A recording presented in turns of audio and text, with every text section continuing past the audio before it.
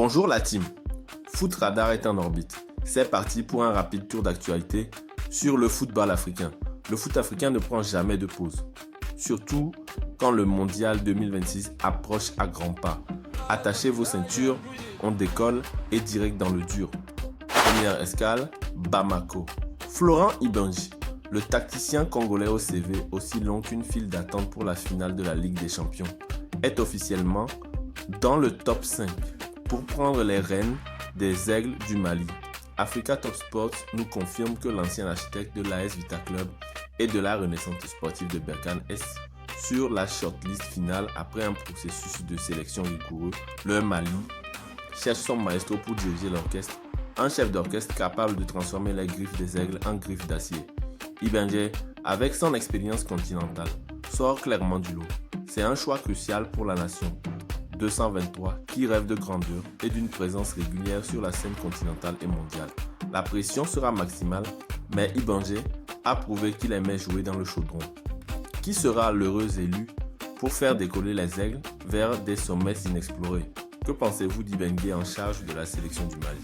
Élection dure, direction Dakar, où la pression monte déjà avant la Coupe du Monde 2026.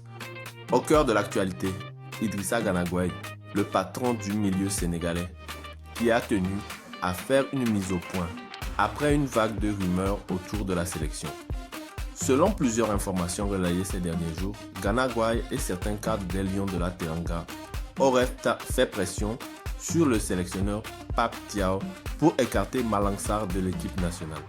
Des accusations que le milieu sénégalais a rapidement balayées, prenant la parole sur les réseaux sociaux pour démentir fermement toute implication. Cette sortie intervient dans un contexte déjà tendu, alors que la liste de Pape Thiaw vient d'être dévoilée, avec une absence remarquée, celle de Malang Sarr.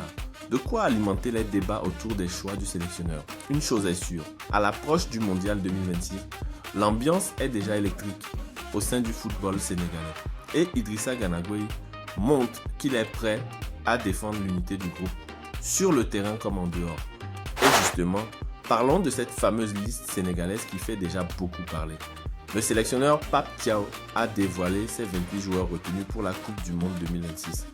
Une liste scrutée dans les moindres détails et qui réserve un clin d'œil particulier à l'Olympique de Marseille. Pas moins de 5 anciens joueurs passés par le club phocéen figurent parmi les Lions de la Teranga sélectionnés. Un détail loin d'être anodin, car évoluer à Marseille, c'est apprendre à gérer la pression, les attentes immenses et les grands rendez-vous sous les projecteurs.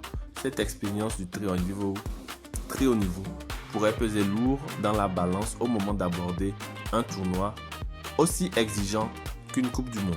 Habitués aux ambiances bouillantes et aux matchs à fort enjeu, ces ex-Marseillais apporteront du vécu, du caractère et une certaine culture de la compétition à un groupe sénégalais qui nourrit de grandes ambitions. Une chose est sûre, les Lions de la Teranga veulent rugir fort et l'expérience accumulée dans le chaudron du Vélodrome pourrait bien devenir un atout précieux sur la scène mondiale.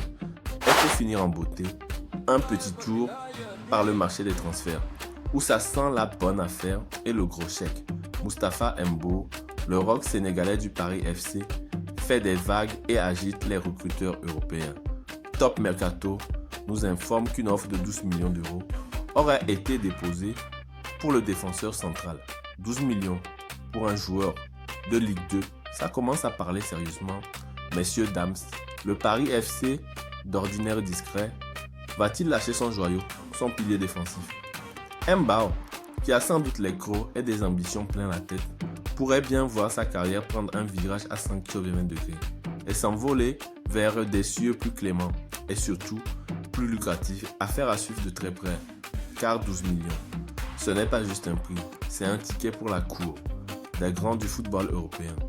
Voilà, c'est tout pour cette édition ultra dense, ultra nerveuse et ultra essentielle de Foot Radar. Le foot africain est toujours en ébullition, plein de surprises, de talents qui éclatent et de décisions qui changeront le cours de l'histoire. On se retrouve très vite pour décortiquer la prochaine salve de news, toujours avec le même ton percutant et sans concession. D'ici là, restez connectés le ballon ne s'arrête jamais de tourner.